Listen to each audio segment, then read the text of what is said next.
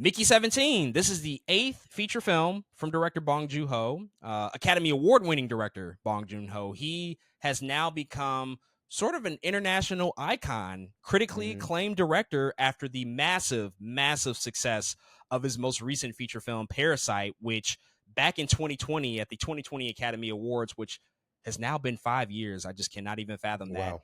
He won the Oscar for Best Picture. He also picked up Best Director and a number of other awards for his achievement in Parasite. It was one of the most critically acclaimed films of not only 2019, but I would say really of the entire 2010s decade. It was that much of a watershed moment, and it just launched him to a new stratosphere in terms of his director sort of credibility. He's been around for a very, very long time and been making movies for the better part of 25 plus years, but Parasite took him to a new level. But he's not made a movie since then. It's been almost 6 years since that film came out. And so Mickey 17 is now his first follow-up to that huge success of Parasite all those years ago.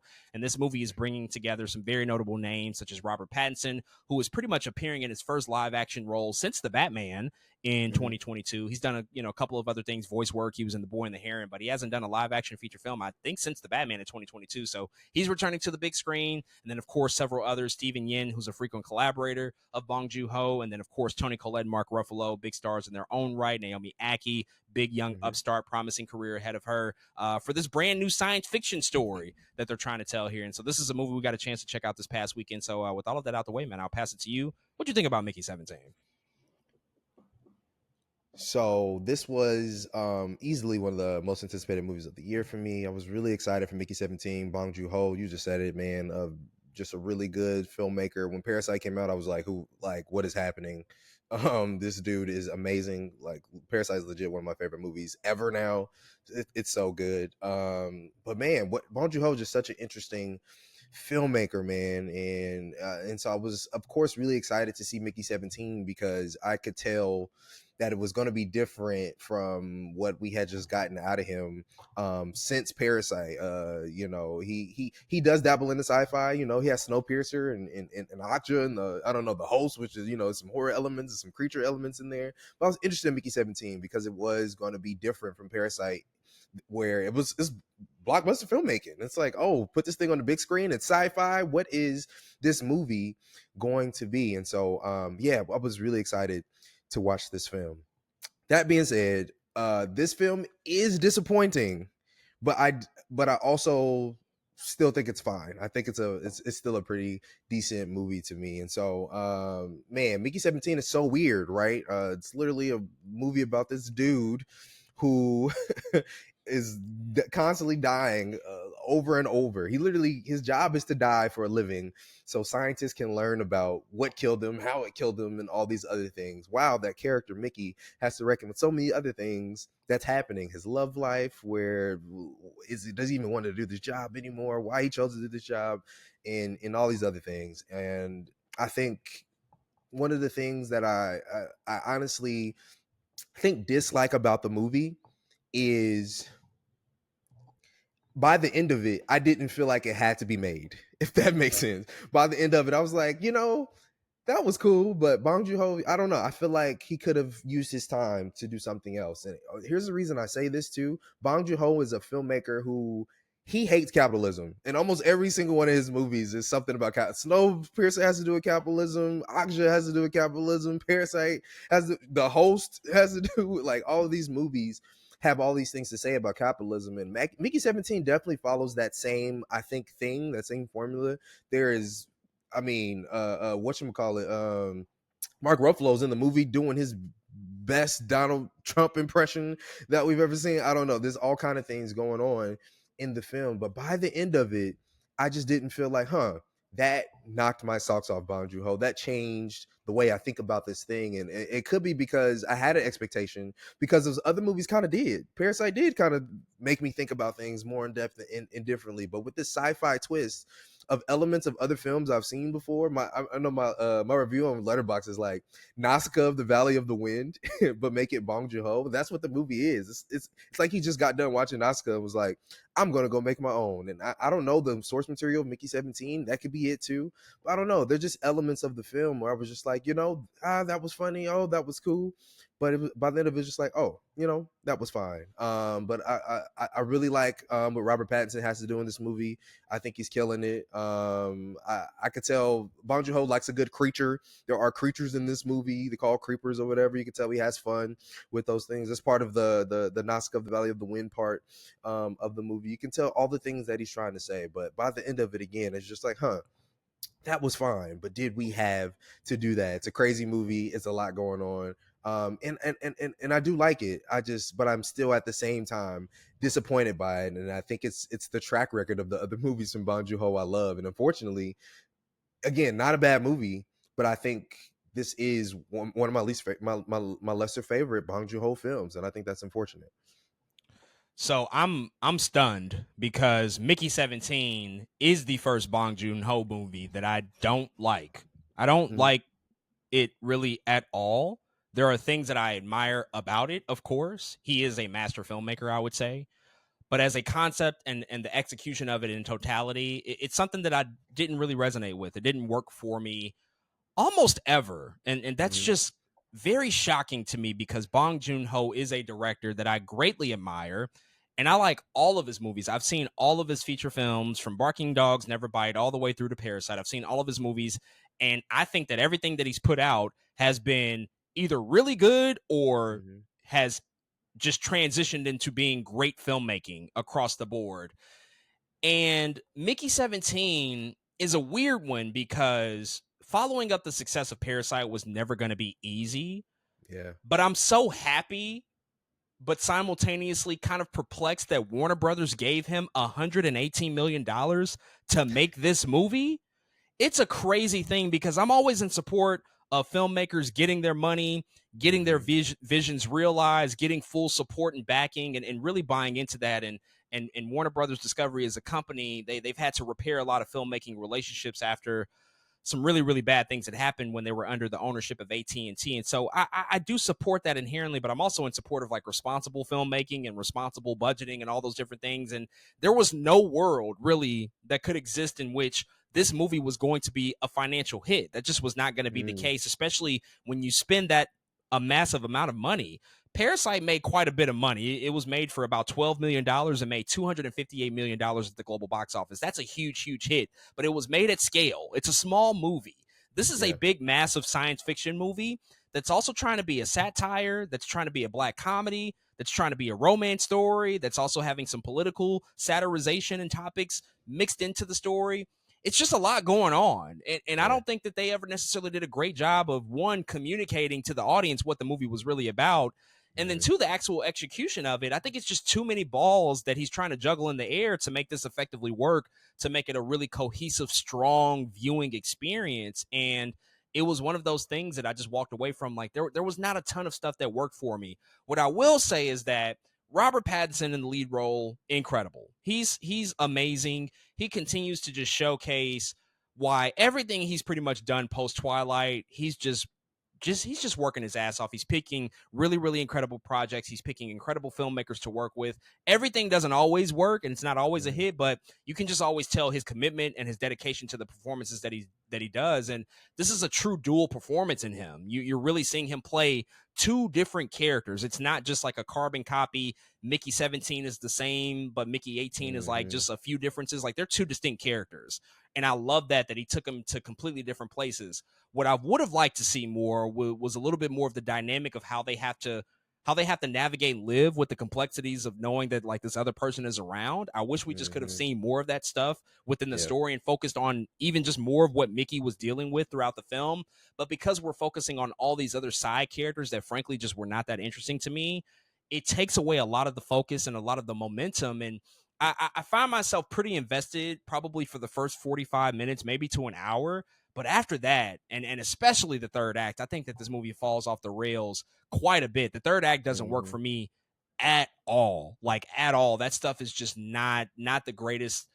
It's just not the greatest material that Bong Joon-ho has put out. And Yeah. what Mark Ruffalo is doing in his performance, he's very, very rambunctious and loud and huge. It's obviously allegorical to Trump, but why?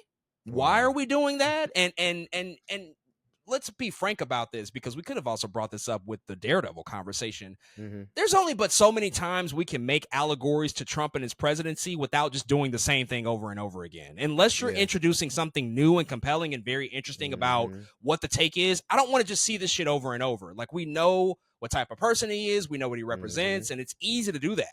But if we're not going to make it interesting and not give it a unique spin and a unique take, then I'm just wondering, well, why is it really here? You can still comment and provide commentary on capitalism and classism and all those different things. But do we have to be so heavy-handed with it? I don't think so.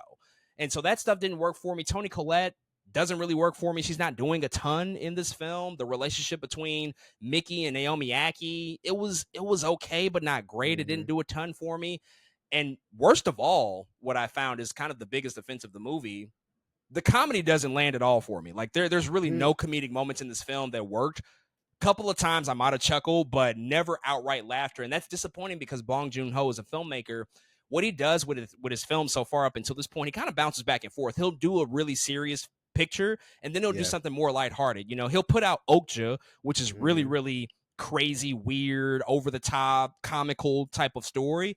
But then he'll do Parasite, which has a little bit of comedy in it, but it's a very serious story, and it's horrific and it's scary, all those different things. He'll bounce back and forth between genre. He'll always bend and blend.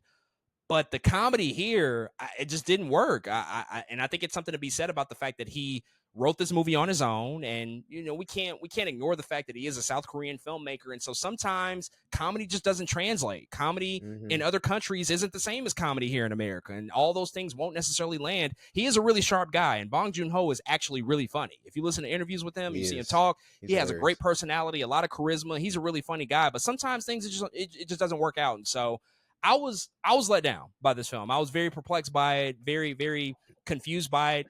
But at the same time, it's still masterful filmmaking. It's an extremely well-made movie. He used that $118 million very, very well. The cinematography is great. Darius Kanji was the cinematographer on this movie. He's done things like Seven and Panic Room and Uncut Gems. He worked on Okja with Bong Joon-ho. That stuff was incredible. The production design was incredible. I loved all of that stuff. It's a very, very well-made movie. But the story, the characters, the execution of it outside of Robert Pattinson, it kind of fell flat. But I do want to circle back to the budget of it all. $118 million for, it's not a completely original movie because it is based off of a book, but this is largely IP-less. It's largely IP-less. Nobody really knows about it. From a filmmaker who is now sort of critically acclaimed and to a certain extent world-renowned because of the success of Parasite. But again, as I said at the top, I just don't think that there was any world that this movie was going to be a breakout smash success at the box office. In fact, it's only made $20 million domestically. That is very, very low. And reportedly it has an $80 million marketing spend on top of the production budget. I think it was either Deadline or Variety that reported that this movie would need about $240 to $300 million to break even. It's not making that. It's not doing that at all. So what are your thoughts on just that idea? It's conflicting. It's somewhat of a tough conversation because I love an original filmmaker being rewarded this type of budget because of what he did with Parasite. I love that exists and that can happen. But at the same time, we have to make good decisions and responsible decisions to put people in the best positions to succeed, because right now this movie is going to be reportedly a $100 million loss for Warner Brothers Discovery. That ain't nothing to sneeze at. That's significant and could spell doom for maybe future filmmakers who would like to give budgets at this type of level.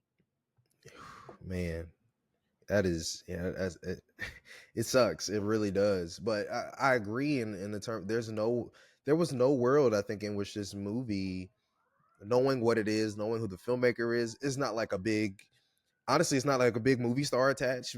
Robert Pattinson, people know his name, but he's not selling tickets.